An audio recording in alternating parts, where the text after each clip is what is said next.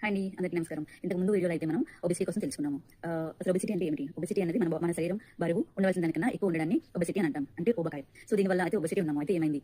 అలా ఉండడం కూడా ప్రమాదమే అండి. అలా ఒబెసిటీ ఉండడం వల్ల మనకి ఏమవుతుంది అంటే మనకు కొన్ని ఆరోగ్య సంబంధించిన వ్యాధులు అయితే వచ్చే అవకాశం ఉంది. అవి ఏంటి అనేది ఇప్పుడు తెలుసుకుందాం. మొదటిది BP, sugar, coronary artery disease, అంటే మన గుండెకి సంబంధించిన ఆర్టరీస్ లో ప్రాబ్లం వచ్చే అవకాశం అయితే ఉంది. స్ట్రోక్ వచ్చే అవకాశం కూడా ఉంది. హై కొలెస్ట్రాల్స్ అంటే ట్రైగ్లిసరైడ్స్ కూడా మన బాడీలో రక్తనాళాల్లో అవి పేరుకుపోతాయి అనమాట.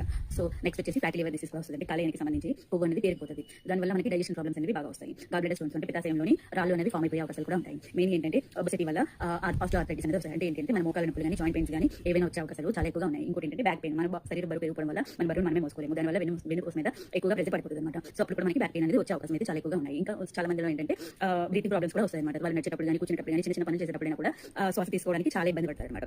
కొంతమంది పిల్లలు పుట్టలేని వల్ల అయితే ఈ ఒబెసిటీ ఉండడం వల్ల ఇన్ఫెర్టిలిటీ ప్రాబ్లం అయితే ఉంటుంది అనమాట. త్వరగా వాళ్ళు గర్భధారణ జరిగే ప్రాబ్లం అనేది తక్కువగా ఉంటుంది అనమాట. అండ్ మెన్స్ట్రల్ ప్రాబ్లమ్స్ కూడా వస్తాయి. వాళ్ళకి ఏంటంటే రెగ్యులర్ మెన్స్ట్రేషన్స్ అనమాట. సో మెన్స్ట్రేషన్స్ అనేది సైకిల్స్ అనేవి కరెక్ట్గా టైం టు టైం రాకపోవచ్చు. నెక్స్ట్ ఇంకోటి ఏంటంటే ప్రెగ్నెన్సీ అయితే కనుక ప్రెగ్నెన్సీ కాంప్లికేషన్స్ ఉంటాయి అనమాట. గెస్టేషనల్ డయాబెటీస్ కానీ, గెస్టేషనల్ హైపర్టెన్షన్ కానీ, లేదంటే ఆఫ్టర్ డెలివరీ అయిన తర్వాత పోస్ట్ పార్టమ్ హెమరేజ్ కానీ, అంటే ఎక్కువగా బ్లీడింగ్ అనేది పవడం కానీ, లేదంటే ఫీటర్ గ్రోత్ అనేది కొంచెం తక్కువగా ఉంటుంది. నెక్స్ట్ స్టిల్ బర్త్ మందిలో అయితే కనుక బేబీ అనేది ఎక్స్పైర్ అయ్యే ఛాన్స్ కూడా ఉంటుంది అనమాట. ఇలా ఉండడం వల్ల ఏంటంటే కొన్ని ఇన్ఫెక్షన్స్ కూడా మన బాడీలోకి ఎంటర్ అయ్యే ఛాన్సెస్ కూడా ఉంటాయి. కొంతమందికి ఏంటంటే మిస్క్యారేజెస్ అంటే ఏంటి అంటే అబోర్షన్స్ అయిపోతా ఉంటాయి అనమాట. ఇంకొన్ని ప్రాబ్లమ్స్ ఏంటంటే డిప్రెషన్. ఇలా బరువు ఎక్కువైపోవడం వల్ల కొంతమంది డిప్రెషన్ లోకి వెళ్ళిపోతారు. అలా వెళ్ళిపోవడం వల్ల ఏమవుతుందంటే కొంచెం వాళ్ళకి సెల్ఫ్ ఎస్టీమ్స్ కూడా తక్కువైపోతుంది అనమాట. సెల్ఫ్ కాన్ఫిడెంట్ బాగా తక్కువైపోయే ఛాన్సెస్ కూడా ఉంది.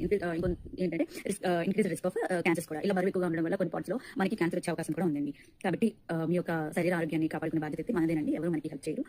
సో మీ ఆరోగ్యం కోసం మీరు కాన్సన్ట్రేషన్ చేయండి. మీకు ఏమైనా సహాయం కావాలి, మీ బాడీని కరెక్ట్గా మెయింటైన్ చేసుకోవాలి అని అనిపిస్తే కనుక మమ్మల్ని కూడా మీరు కాంటాక్ట్ చేయొచ్చు. Thank you.